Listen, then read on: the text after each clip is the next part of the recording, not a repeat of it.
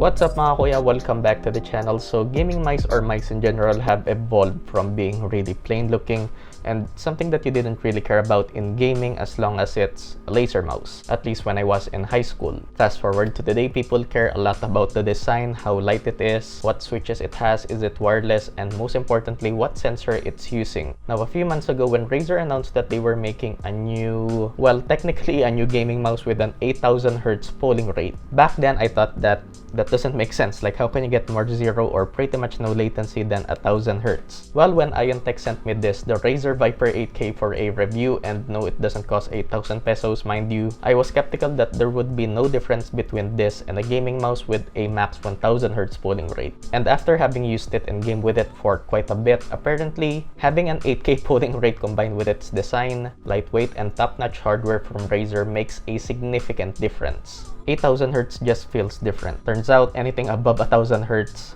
feels different, and the Razer Viper 8K is just built different.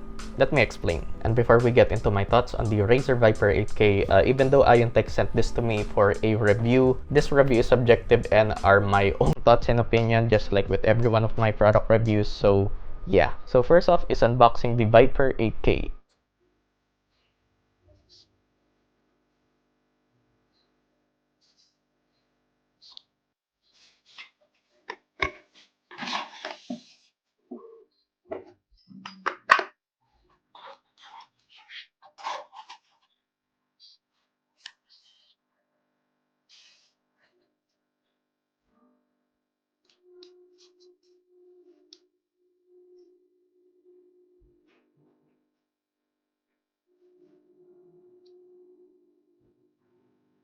So let's start off with the tech specs and design so that we can get those out of the way. This has Razer's latest and probably best in any mouse right now, 2nd gen Razer optical switch. The new Focus Plus optical sensor, which is capable of a max 20,000 dpi, which, okay, cool I guess. Really light at 71 grams, 100% PTFE or virgin grade PTFE feet.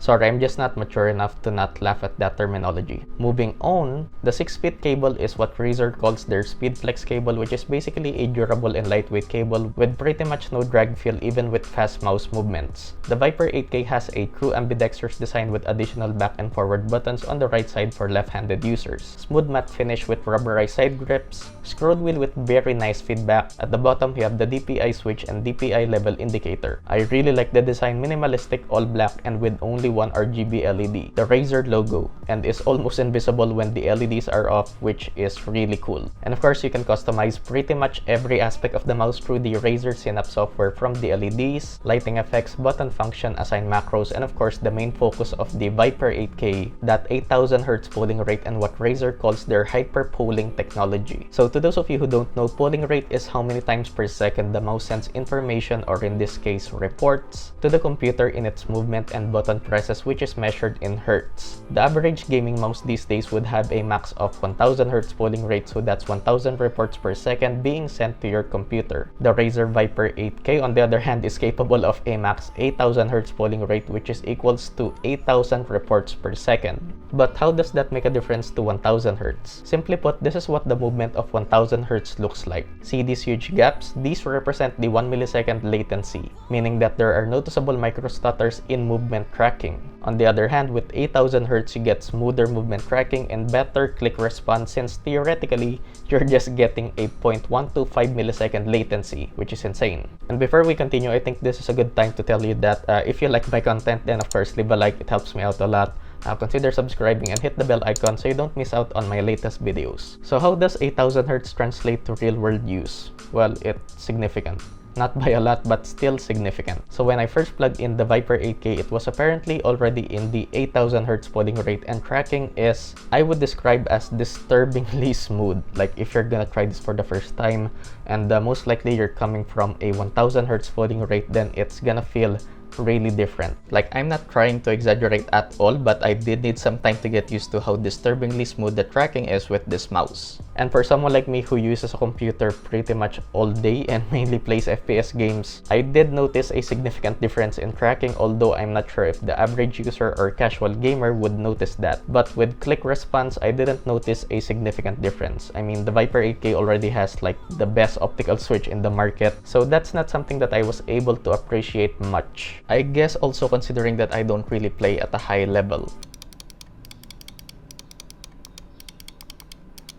So in gaming, which is probably what a lot of people who click on this video are waiting for, it didn't necessarily make me a better gamer, which in all honesty, no peripheral would make you a better gamer.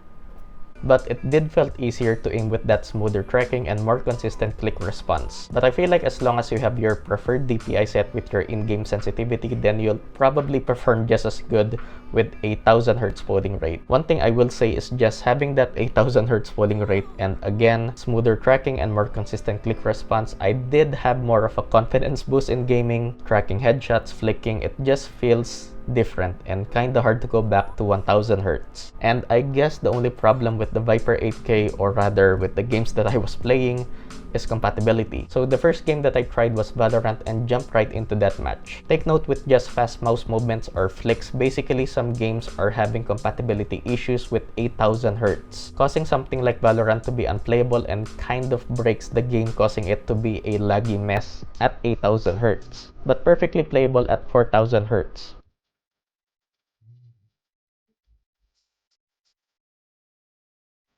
So I did try it with other games at 8000Hz at first, no issues with Call of Duty Warzone, CSGO,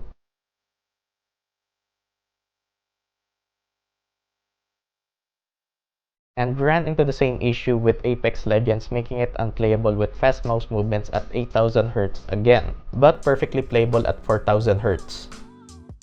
So I'm not sure if this is something that the game developers have to fix, but I think it is. But really, just anything over 1000Hz just feels different and better, at least for me. I guess depending on who you are, if the smoother tracking on the Viper 8K is something that you'll get used to over time, or you just prefer to stick to good old 1000Hz. And going into my conclusion with the Razer Viper 8K, so this is for me the best wired gaming mouse in the market right now. Yeah, I'm calling it right now. And considering that this doesn't even cost $100 US or 5,000 Philippine pesos, at just $80 or around 4,000 pesos. Why did I say just $80? The Razer Viper 8K is basically the same price as the original Razer Viper, meaning Razer isn't charging a premium for their latest hardware, especially with their hyper-polling technology. But I wouldn't necessarily recommend this to just anyone. If you're into competitive gaming, maybe you're a pro or just really into esports, and you have high-end hardware from your PC to a high refresh rate monitor, then the Viper 8K is definitely for you. You can check out the Razer Viper in the link in the video description or pinned comments. Special thanks again to IonTech for sending this over, and leave your questions in the comments and I'll do my best to answer them. And of course, the good stuff, to support the channel, use my Shopee, Lazada, or Banggood affiliate link if you're buying anything from them. Like my Facebook page for other posts and updates that I don't post on YouTube. And watch me on my Shopee lives where I talk about pretty much anything. As always, stay safe mga kuya. Thanks for watching and I'll see you guys in the next one.